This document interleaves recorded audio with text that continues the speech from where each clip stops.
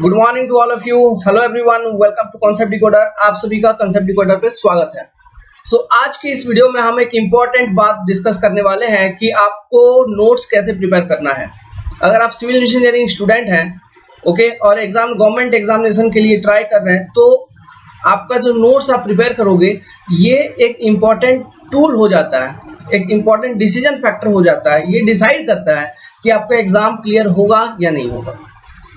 एक good note हम कैसे प्रिपेयर करें इसके बारे में मैं आपको जानकारी दूंगा और ये बहुत इंपॉर्टेंट वीडियो होने वाली है। वीडियो को कंप्लीट देखिए।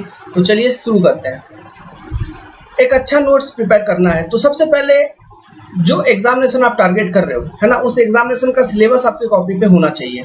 अब देखिए, लेट सपोज कोई स्टेट का स्टूडेंट है, कोई स्टेट ए के लिए ट्राई कर रहा है ना, कोई स्टेट जेई के लिए ट्राई कर रहा है, लेकिन आप स्टेट ए या फिर स्टेट जेई के लिए मत पढ़ो। मैं आपको बताता हूँ तीन चीजें जो अपने कंट्री के अंदर जो सिविल इंजीनियरिंग से जो इंपॉर्टेंट एग्जामिनेशन होते हैं वो टेक्निकल एग्जाम लेता है गेट वाले, ईएससी वाले और एसएससी जेई वाले। आप इन तीनों एग्जामिनेशन का सिलेबस को प्रिपेयर करिए। आपका different state A, DFCC, IL, ये वो छोटा मोटा सब एग्जाम क्लियर हो जाएगा। आप बेसिकली प्रिपेयर करिए आईएएस के लिए, प्रिपेयर करिए गेट के लिए, प्रिपेयर करिए एसएससी जेई के लिए। अब इन तीनों एग्जामिनेशन में टेक्निकल सिलेबस का जो सिलेबस है इसमें ज्यादा कोई अंतर नहीं है, ज्यादा कोई डिफरेंस नहीं है। ओके, तो हमको क्या करना है, इन तीनों एग्जाम का, गेट का, एसएससी जेई का, ईएससी का सिलेबस को डाउनलोड करना है और उस सिलेबस को अपने कॉपी में स्टार्टिंग एक दो पन्नों में अच्छे से सिलेबस को लिख लेना अपने हैंडराइटिंग में, या फिर आप उसको प्रिंट आउट करके उसको कट करके चिपका सकते हो। उससे बेटर होगा लिख लेना। ठीक है, लिखोगे तो ज्यादा अच्छा अंडरस्टैंडिंग रहेगा, माइंड में रहेगा कि मेरे को कौन कौन से टॉपिक को पढ़ने हैं। ठीक है, तो इस तरह से आपको वो नोट्स प्रिपेयर करना है जिसमें वो तीनों सिलेबस का सारा टॉपिक होना चाहिए उस नोट्स में। क्लियर है? अब नोट्स कहाँ से प्रिपेयर करें, मटेरियल क्या फॉलो करें? देखिए, मैं आपको सलाह दूंगा स्टैंडर्ड टेक्स्ट बुक को फॉलो करो। स्टैंडर्ड टेक्स्ट बुक को फॉलो करने से आपका फायदा क्या होगा, जैसे आप एनवायरमेंट इंजीनियरिंग का नोट्स बनाएंगे तो सारा कुछ जो भी सिलेबस के अंदर है सारा कुछ उस किताब में होगा, जैसे कि एसके गर्ग का किताब। ओके, स्टैंडर्ड टेक्स्ट बुक कौन सा सब्जेक्ट का कौन सा हम फॉलो करेंगे इसके ऊपर मैंने एक वीडियो बनाई हुई है। अगर चाहिए तो हमको बोलिएगा, तो कमेंट में बोलिएगा, तो इस वीडियो के डिस्क्रिप्शन बॉक्स में उस वीडियो का लिंक दे दूंगा। ठीक है, तो स्टैंडर्ड टेक्स्ट बुक का आप फॉलो करिए, वहाँ उसको पढ़िए। ठीक है, अगर आपके पास टाइम, अगर आप बीटेक में ही हो, थर्ड ईयर सेकेंड ईयर में हो, तो उसको पढ़िए और हर एक सब्जेक्ट का अच्छे से नोट्स बनाइए, या फिर कॉन्सेप्ट डिकोडर वीडियो कोर्स को फॉलो करिए और नोट्स बनाइए। वहाँ से भी आपको वही चीज़ मिलेगा, क्योंकि हम भी जो आपको पढ़ाते हैं वो मेनली हम स्टैंडर्ड टेक्स्ट बुक और एग्जाम ओरिएंटेड फोकस्ड रहते हुए चीज़ें आपको बताते हैं। अब देखिए, जो आपका नोट्स का साइज है ना, जो नोट्स का साइज है वो कितना होगा, जो कन्वेंशनल है, जो मेन नोट्स आप प्रिपेयर करोगे पढ़ते वक्त, तैयारी करते वक्त, जिसमें चैप्टर बाय चैप्टर आप सिलेबस को हम उसमें कवर करेंगे, है ना, उसका जो साइज होगा वो 300 से 400 पन्ने में आपका आएगा। मेजर सब्जेक्ट का, जो बड़ा बड़ा सब्जेक्ट है, जैसे कि soil mechanics, fluid mechanics, strength of material, structure analysis, RCC में प्री स्ट्रेस को भी ऐड कर दीजिए। ये सारे जो पेपर्स होंगे ना, इसमें थोड़ा मोटे मोटे नोट्स बनेंगे, बल्कि नोट्स बनेंगे एनवायरमेंट इंजीनियरिंग के, और बनने भी चाहिए क्योंकि ये बड़े सब्जेक्ट है, मेजर सब्जेक्ट है। ठीक है, लेकिन जो स्मॉल सब्जेक्ट होंगे जैसे हाइड्रोलॉजी, ट्रांसपोर्टेशन, रेलवे, इरिगेशन, ये सबके छोटे छोटे नोट्स बनेंगे। 100 पन्ने भी, या तो मैं 150 से 200, बहुत ज्यादा कॉन्सेप्ट अगर पढ़ लिया तो 150 से 200 में वो नोट्स आपका कवर हो जाएगा। समझ रहे हो? तो आपके पास दो तरह के नोट्स होंगे, मतलब बड़े वाले, बड़े मेजर सब्जेक्ट्स के और छोटे छोटे सब्जेक्ट्स के। तो इस रेंज में, जो पेपर का रेंज बताया हूँ, इसी रेंज में अपने आप को सीमित रखिएगा, इससे ज्यादा करने का जरूरत नहीं है। अब इन नोट्स में क्या होगा, इस नोट्स के अंदर मान लो कोई हम चैप्टर पढ़ रहे हैं, है ना, तो हर एक डेफिनेशन को अच्छे से लिखो चैप्टर के अंदर, हर एक एजम्पशंस को अच्छे से लिखिए, है ना, नोट्स के अंदर। फिर कोई चैप्टर पढ़ लिया है तो उसके बाद एक दो क्वेश्चन, कन्वेंशनल क्वेश्चन या फिर एक दो गेट के ऑब्जेक्टिव क्वेश्चन, है ना, इनको सॉल्व भी करना है, उसी नोट्स में होना चाहिए, जो कि उस कॉन्सेप्ट को आपको एक्सप्लेन करता हो। समझ रहे हो? आप वीडियो कोर्स फॉलो करो, ये इन सब चीज़ों का दिक्कत नहीं आएगा। लेकिन सेल्फ अगर प्रिपेयर कर रहे हो तो भी कोई बात नहीं, उस किताब से उस सब्जेक्ट को पढ़ो, उस चैप्टर को पढ़ो।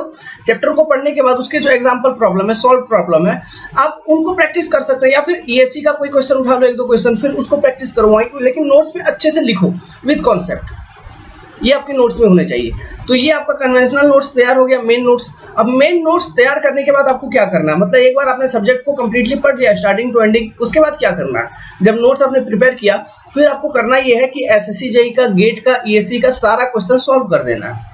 ये एग्जाम पेपर को पढ़ने के बाद ही, जस्ट पेपर को पढ़ने के बाद करिए। फॉर एग्जांपल मैंने सॉइल मैकेनिक्स पढ़ लिया, 15-20 दिन लगा मेरे को सॉइल पढ़ने में, सॉइल पढ़ लिया, ये नोट्स बन गया है मेरा 300 से 400 पन्ने वाला नोट्स मैंने तैयार रखा है बना के। अब मैं क्या करूंगा, सबसे पहले मैं इंजीनियरिंग सर्विस एग्जामिनेशन के कन्वेंशनल क्वेश्चंस को सॉल्व करूंगा। बच्चों बहुत जरूरी है, चाहे तुम ऑब्जेक्टिव वाला पेपर के लिए एग्जाम दे रहे हो या स्टेट जेईई के लिए एग्जाम दे रहे हो, बोलोगे यार ईएससी लेवल का क्वेश्चन को सॉल्व करेंगे, उतना टाइम नहीं है, ये नहीं होगा एग्जाम।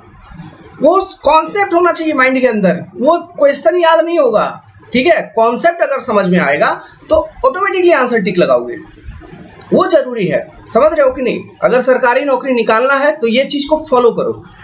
ईएससी का कन्वेंशनल को सॉल्व करो सबसे पहले अच्छे से डिटेल में, फिर ईएससी का ऑब्जेक्टिव को सॉल्व करो, ठीक है। अभी इसको सॉल्व करने के लिए इस कॉपी में नहीं लिखना है, अलग कॉपी में एक रफ कॉपी ले लो, उसमें सॉल्व करो, ऑब्जेक्टिव सॉल्व करो, फिर गेट के सॉल्व करो और एसएससी जेईई के सॉल्व करो।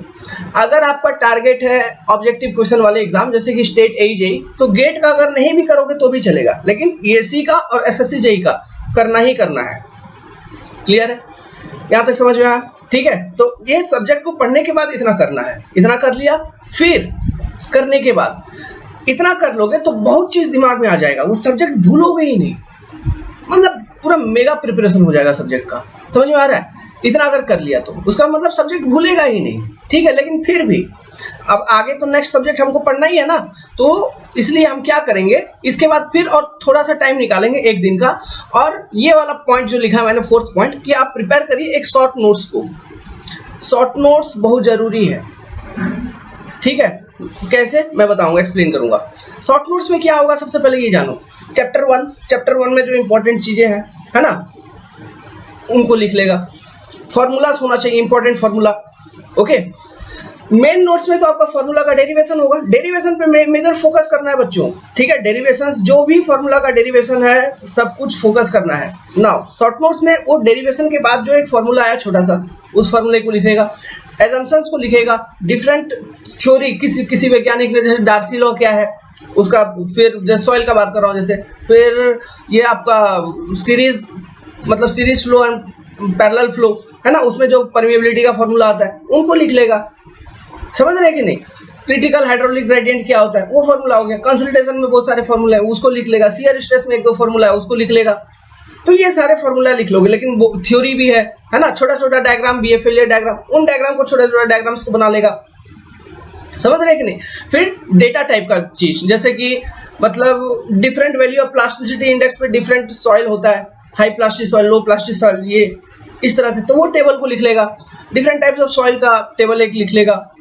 समझ रहे हैं कि नहीं आप लोग? डिफरेंट मतलब ये टेबल वाला चीज, ये सारी चीज आपका शॉर्ट नोट्स में होना चाहिए। मतलब कि ये जो 300 से 400 पन्ने में आपका जो मेजर कॉपी बनाया आपने, इसको आप एक 10 या 15 पन्नों वाले एकदम पतले पतले कॉपी आते हैं 5-10 रुपया में, उस कॉपी में इसको बनाओ। या फिर A4 साइज का पेपर ले लो, एक बंडल खरीद लो, A4 साइज का पेपर 50-100 पेपर खरीद लो।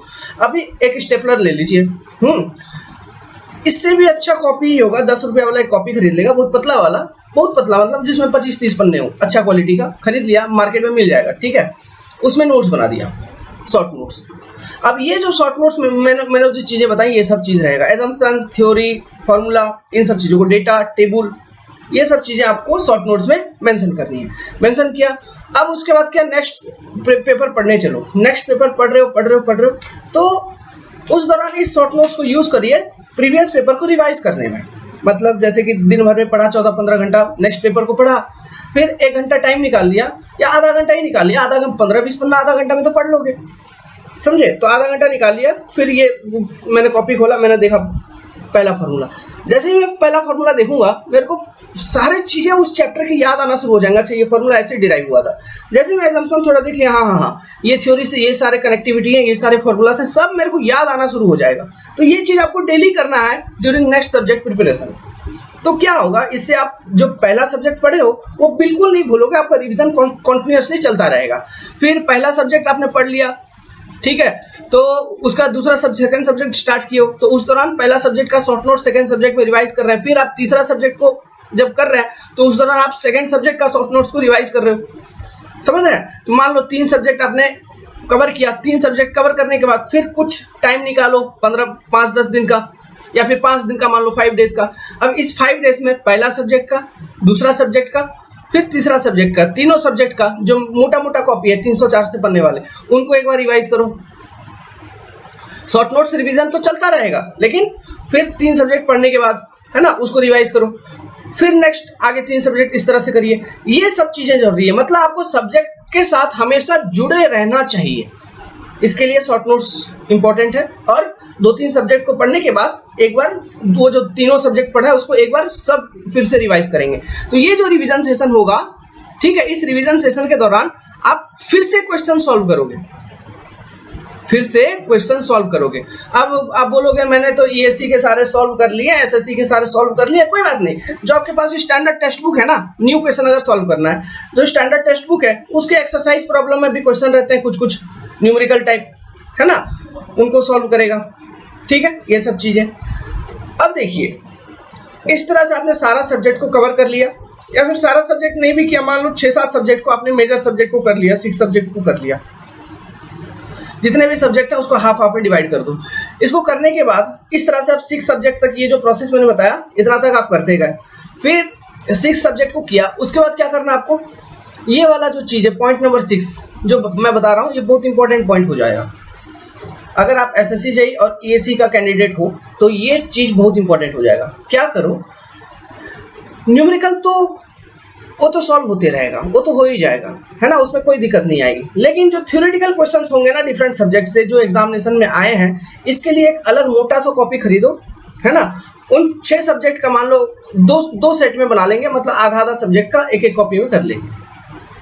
तो इन 6 सब्जेक्ट का जो थ्योरेटिकल क्वेश्चन जितने भी एग्जाम में पूछे, एसएससी में, ईएससी में, कन्वेंशनल वाले बात कर रहा हूँ, इनका क्वेश्चन लिखो अच्छे से, फिर उनका आंसर, फिर क्वेश्चन, थ्योरी वाला क्वेश्चन, फिर आंसर, चाहे वो सोम का हो, एफएम का हो, एनवायरो का हो, समझ रहे हैं कि नहीं। एक ही कॉपी को बनाइए मोटा वाला, जिसमें क्वेश्चन आंसर रहेगा केवल। ये कॉपी बहुत जरूरी है, थ्योरी प्रैक्टिस, ठीक है। अब ये कॉपी कैसे काम आएगा, एग्जामिनेशन का डेट निकल गया, प्री निकाल चुके हो, मेंस एग्जाम में बैठोगे तो मेंस जो प्रिपरेशन होती है ना, उस दौरान फिर किताब कॉपी, ये टेक्स्ट बुक, ये क्वेश्चन बैंक, ये सब खोल के बैठने की जरूरत नहीं है। न्यूमेरिकल सब आता है, दिमाग में सब कुछ है, बस न्यूमेरिकल क्वेश्चन प्रैक्टिस करते रहेगा। ये 5 से 10 दिन या 1 सप्ताह में ये कॉपी को फिर रिवाइज कर लेगा। 1 सप्ताह भी नहीं लगेगा, 3-4 दिन में इसमें आप ये जो दो सेट में कॉपी बनाओगे, है ना, 2 सेट में सफिशियंट है, मेरे पास है, मैंने बनाया है।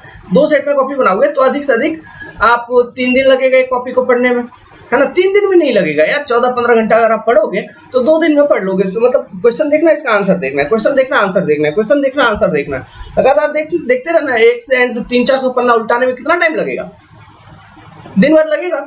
सो एक दिन में एक कॉपी, 2 दिन में, तो मैक्सिमम फैक्टर ऑफ सेफ्टी को लेकर 3 दिन बोल दिया मैंने, ठीक है। 3 दिन में ये सारे क्वेश्चन आंसर एक बार प्रैक्टिस हो जाएगा।